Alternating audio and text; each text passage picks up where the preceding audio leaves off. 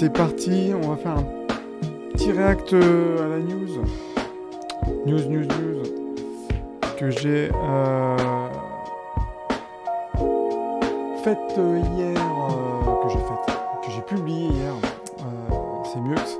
Je vais arrêter la musique, c'est aussi bien. Concernant Kogai, en fait l'art Kogai, qui est l'art, l'artisanat d'art. Je vais mettre une petite musique quand même en fond, hein, ça va être mieux avec une petite musique. Regardez ce que je fais, parce que j'aime bien. Il y a un truc qui est bien, je fais en même temps sa promo. Putain, je me tape la pub.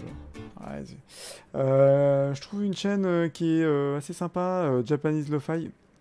Je vais me faire ban parce que je diffuse de la pub. Hein. De la pub dans la pub, ça va pas le faire. Des fois, quand j'ai pas le temps de trouver un morceau cool, une petite chaîne qui est sympa à suivre, qui s'appelle Japanese Lo-Fi Radio. On va attendre la pub. Voilà, ils sont tranquilles. On est bien. Je pense que je vais baisser un peu le son par contre, parce que sinon vous allez m'entendre. Vous n'allez pas m'entendre en fait. Paf. Là normalement on est bon. Tac. Normalement c'est bon. On est bien. Donc, je vous l'ai dit, je disais, grosse news hier, enfin grosse news. Quand on aime l'art et l'artisanat, c'est une news. Une expo à Kanazawa. Je vais vous montrer quand même Kanazawa. Je partage toujours mon écran pour, si vous voulez me voir, vous découvrez qui je suis. Alors, je m'appelle Koge-san, bon, vrai nom Luc. Je suis spécialiste en art japonais et je fais des focus donc sur l'art japonais, l'artisanat. Et le but, c'est de faire découvrir l'artisanat ici. Donc Kogai, l'art Kogai, c'est surtout mis en avant aujourd'hui à Kanazawa. Donc je dézoome. Kanazawa, qui est une ville franchement très très sympa. Si vous y allez, vous allez au Japon. Vous voulez visiter un peu le Japon, allez à Kanazawa. La ville est dingue. Enfin dingue. C'est 100% japonais. Il n'y a pas énormément de touristes étrangers qui y vont. Sauf ceux qui sont vraiment amateurs d'art, d'artisanat. Là, franchement, c'est le bonheur. Il y a un super musée qui est musée notamment d'art contemporain, qui est très connu, notamment pour son architecture. Je ferai peut-être un focus d'ailleurs là-dessus. Je vous mets juste les photos, enfin vous pouvez le voir hein, sur Google, faites comme moi. Hein. Le musée d'art contemporain de Kanazawa, franchement c'est à voir. Donc si vous allez au Japon, allez à Kanazawa. Donc ça c'est déjà la parenthèse, hein. Rien que pour ce musée. Et notamment à Kanazawa, eh bien, il y a quoi? Il y a un art, un musée de l'art traditionnel, de l'artisanat, crafts, in English, qui est d'ailleurs qui est juste le seul musée vraiment au Japon accessible où on va montrer l'artisanat d'art qu'on appelle l'art Kogai. J'ai des notifs sur Twitch. Non, c'est pas. Je croyais que c'était lié à mon stream. Donc l'artisanat Kogai, National Crafts Museum. Donc la grosse news par rapport à ce musée. Enfin, grosse news. C'est assez exceptionnel parce qu'en fait, l'artisanat d'art à Kanazawa, je vais vous montrer ce que c'est. Et donc, c'est aussi pour ça que j'ai créé cette chaîne. Hein, c'est pour parler de Kogai, vous montrer un peu ce que c'est, l'art Kogai, l'artisanat dont on ne parle pas vraiment ici en France. Moi, je dis que c'est bon, voilà, c'est mon métier. Hein, pour la petite précision, je suis expert et je suis antiquaire en art japonais, mais j'ai une grosse passion et spécialisation en art décoratif, et notamment l'artisanat. Et l'art Kogai, c'est ce qu'on a sous les yeux là, ce que je vous montre, parce qu'il y a une art fair, il y a eu un salon, une foire qui a lieu tous les ans, notamment donc à Kanazawa, qui présente l'artisanat. Et comme on peut le voir ici sur ce site, je vous laisserai aller voir, hein, c'est kogaiartfair.jp, où vous allez voir le type, en tout cas quand on parle d'art Kogai au Japon, alors Kogai c'est ko, un O long, c'est l'art traditionnel, ce qu'on va rapprocher un peu si vous connaissez un peu le mouvement Arts and Crafts en Angleterre, où c'est de l'art décoratif. On n'a pas ça en France, du moins on a du mal, et ça je referai peut-être un live là-dessus pour bien expliquer la différence avec l'art traditionnel, l'art populaire, les arts décoratifs, en tout cas au Japon. Ce qu'on appelle Kogai, c'est vraiment ce que vous pouvez voir sous les yeux, c'est vraiment de l'artisanat très précieux. Je vais pas dire haut de gamme, c'est précieux, c'est fin, on va faire attention à la finesse des matériaux, c'est voilà. Alors il y a aussi bien d'ailleurs dans le textile, la céramique, l'art du métal, bref, il y a plein de choses. L'art Kogei, dès qu'on met le doigt dedans, on plonge dedans carrément. Donc c'est vraiment quelque chose qu'il faut découvrir et que je vais essayer de faire. C'est pour ça que je m'appelle Kogei-san, pour essayer de vous démontrer, vous montrer ce qui existe, parce que c'est des choses qu'on voit vraiment pas en France, ou très rarement. On va parler aussi de temps en temps du Mingei. J'ai l'impression que j'ai le son qui est un peu fort, mais normalement pour vous c'est bon. Le Mingei, qui est aussi une autre branche de l'art, plus art populaire, de Mingei, c'est vraiment l'art populaire. Là, on est plutôt sur l'art traditionnel. Bon, bref, je reviendrai là-dessus, parce que c'est une distinction, et encore une fois, c'est une typologie d'artisanat qu'on n'a pas nous en France, qu'on ne connaît pas, parce qu'en France, on a tendance à faire un gros distinguo entre quand même l'artisanat, en gros, les céramiques qu'on voit tous, l'artisanat du bois, par exemple les plateaux en bois d'olivier, des choses comme ça, et puis l'art. Voilà, sauf que au Japon, art et artisanat, c'est mêlé, les artisans sont des artistes, et c'est vrai que il y a un step, il y a un truc à comprendre, qu'on n'a pas, encore une fois, qu'on n'a pas nous, ici, qu'on a peut-être dans d'autres pays, je rapproche un peu des pays de l'Est. Bon, l'Angleterre, oui, Arts and Crafts, il y a eu, surtout à partir des années 20, un mouvement d'artisans artistes. Mais voilà, bon, je ferme la parenthèse parce que je vais revenir dessus, c'est aussi le but de cette chaîne de montrer l'artisanat. Et donc ce que je voulais dire, c'est que, bah, voilà, artisanat, art populaire, il y a une expo là qui commence donc au musée qui commence tout juste, au musée de Kanazawa. Donc vous pouvez retrouver ça sur le site momat.co.jp. Je laisse toujours, quand je diffuse, je monte les onglets, comme ça vous permet aussi de regarder les liens. Donc super expo, hyper original, qui met en avant les Pokémon. En gros, l'idée de départ, ça a été de donner carte blanche à des artistes avec un seul mot d'ordre, les Pokémon, de créer donc des œuvres d'art Kogei, inspirées des Pokémon. Et donc, comme le Kogei, ça touche différentes branches de l'art. Comme je disais tout à l'heure, ça peut être de la céramique, du textile, du métal, des bijoux, bref, toute l'artisanat d'art japonais. Et on a une vingtaine d'artistes qui sont éclatés à faire des œuvres à partir des Pokémon, qui est quand même au cœur de la culture populaire japonaise. Je vous la refais pas, mais même aujourd'hui, vous vous promenez au Japon, vous vous promenez à Tokyo, vous vous promenez dans les grandes villes, quand c'est pas Naruto, vous allez avoir des Pokémon qui sont partout, qui sont voilà, c'est vraiment au cœur de la société. Après, il y a un Pokémon, on pourra refaire aussi un focus là-dessus, mais les Pokémon, c'est très proche de la culture Shinto, c'est très proche de l'univers des yokai, bref, les Pokémon sont partout. Ça aussi, on pourra revenir là-dessus sur l'histoire des Pokémon dans la culture artistique, même s'il y a déjà eu des recherches qui ont été faites là-dessus, c'est intéressant. Donc là, c'est vachement bien parce que finalement, ces artistes, comme vous pouvez le voir, ils ont fait des trucs de dingue. Donc ce sont des artistes qui sont, je vais baisser le son parce que là, pour le coup, moi, c'est fort. Des artistes qui sont vraiment réputés dans l'artisanat, qui sont réputés au Japon et qui ont fait des choses qui ont l'air franchement dingues, notamment Morihito Katsura qui a fait des super branches. Évidemment, c'est quand je clique dessus qu'on voit pas. Et c'est pas grave. Voilà, tac. C'était juste long à charger. Voilà, des petites broches sympas. Tout ça, c'est des choses qui sont faites en mode artisanat. C'est pas la chaîne. Donc évidemment, édition plus que limitée. Vous avez Tashihiro Yoshida qui a fait une sculpture. Regardez, un truc de dingue. Après, on aime, on n'aime pas d'un point de vue artistique. Mais il faut se dire que le travail du métal, le travail même de sculpture, il est assez impressionnant.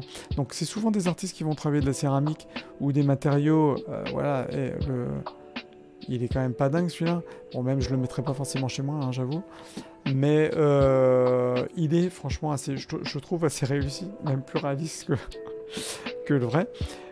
Fushigimana, je trouve plus son nom en français. Fushigimana, putain, en plus Fushigimana. Oui, Florizard. J'ai le nom japonais, mais j'ai pas le nom français. Donc ouais, franchement, en vrai, il est quand même assez dingue. Donc ça, c'est de la céramique qui est peinte à la main. Et puis vous avez d'autres choses comme ce pot en céramique Dracofeu qui... c'est leur site japonais qui est un peu long. Qui est assez dingue parce que pour le coup on a un Dracofeu dans un pot en céramique à l'ancienne, traditionnel. Pardon, et ça je trouve ça assez dingue. Bon bref, je pense que vous captez bien l'esprit de cette exposition. Donc on va voir, puisque cette expo a lieu jusqu'au 11 juin, je suppose qu'il va y avoir des photos, peut-être d'autres vidéos de l'expo. Bon là moi je suis en France, hein, pour le moment je suis pas au Japon, malheureusement je vais pas y être là avant le mois de juin, mais en tout cas si vous passez au Japon, si vous avez pu prendre des billets pour y aller, ça vaut le coup. Vous avez un train, facilement vous pouvez partir sur Kanazawa Allez, moi je vous dirais d'y aller en 2 jours, franchement c'est à faire. Vous pouvez faire un aller-retour en une journée, mais vu qu'il y a les musées, il y a le musée d'art contemporain, c'est déjà une ville super agréable. Allez-y en 2 jours, ça vaut vraiment le coup. Et donc si vous passez par là, allez voir cette expo. Et donc aussi, il y a eu un focus qui a été fait en vidéo. Je vais peut-être couper le son par contre, bon, remarque, c'est pas grave, de cette vidéo d'une artiste qui a fait des céramiques Kogai. Donc là, on est vraiment... je vous remets ça. Voilà, Ueba Kasumi, qui est une céramiste, je l'ai tweeté hier, qui a fait des super... voilà. Franchement, des Pokémon en mode céramique. Attention, toujours pareil, on aime ou on n'aime pas le style. De toute façon, dans l'art Kogai, chaque artiste a son style. Mais j'avoue que les pièces sont quand même hyper mignonnes, sont kawaii à fond, hein, et voilà, on peut pas dire que ces pièces sont pas belles, quoi, à regarder. Donc, Ueba Kasumi, on pourra regarder aussi, je ferai peut-être un focus sur des artistes comme ça, vous montrer aussi leur compte Instagram par exemple, ou les différentes vidéos. Souvent ces artistes je dis pas souvent, les plus jeunes en tout cas, se montrent aussi, des fois sont sur YouTube ou sur les réseaux japonais et vont diffuser leurs vidéos par exemple. Donc vidéos en train de créer, donc c'est vachement sympa. Voilà, Koeta Takuro là, qui a fait des petits verres à saké façon Pokémon. Voilà, c'est des belles pièces. Donc c'est des pièces uniques, hein, mais c'est des très belles pièces et qui, même sans vouloir les utiliser, vous mettez ça chez vous en tant que collection. Voilà, c'est quand même super sympa. D'ailleurs, petite précision, hein, quand on parle d'art et d'artisanat Kogai, on est sur des beaux objets, mais des objets qui peuvent et limite doivent être utilisés, hein. Donc ça c'est important aussi à avoir en tête. Que les objets Kogai, bon voilà, quand c'est une sculpture, forcément vous la mettez, vous la regardez, mais les petits verres à séquer, les céramiques, sont des choses que vous pouvez utiliser tous les jours, et même si ce sont de belles pièces, ce sont des pièces utilisables. Alors évidemment, il y a certaines pièces, il y a des boîtes par exemple laquées avec des incrustations, des choses qui sont plus fragiles que d'autres, mais ce sont des choses qui eux doivent prendre place dans la maison et qui doivent vivre.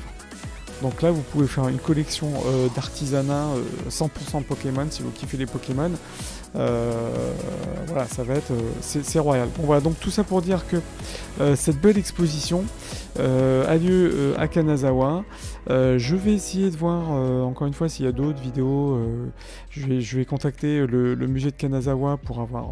ouais, c'était la musique de la vidéo. Je me demandais si c'était le son de la vidéo qui était à fond. C'était le cas. Je vais essayer de contacter de toute façon le musée de Kanazawa pour avoir éventuellement d'autres vidéos, peut-être des photos un peu HD, bon, à voir ce qu'on peut en faire. En tout cas, voilà, quoi, belle surprise parce que c'était pas du tout annoncé. Et puis je vous invite en tout cas à suivre. Alors vous avez un compte qui est sur... Alors, je vais couper parce que la musique ça va être sympa. Un compte à suivre sur Twitter qui est Pokémon_CoJP. Voilà, qui est là déjà, hein, si vous kiffez les Pokémon et que vous êtes sur Twitter, je pense que vous suivez déjà les comptes FR. Il y en a quand même beaucoup, hein, le Pokémon Center, etc. Mais ce compte là c'est vraiment le compte officiel Pokémon en japonais. Je précise que sur Twitter, ce qui est bien, c'est que, notamment pour les comptes japonais, même si vous comprenez pas, vous lisez pas le japonais, vous pouvez traduire directement les tweets. Et puis surtout, c'est pas forcément le même contenu qu'on va retrouver si et là. Typiquement, ce genre d'infos sur le musée et l'expo Pokémon au Japon, vous le retrouvez pas sur les comptes français. Donc voilà, suivez si vous kiffez les Pokémon. suivez le compte Pokémon _KoJP.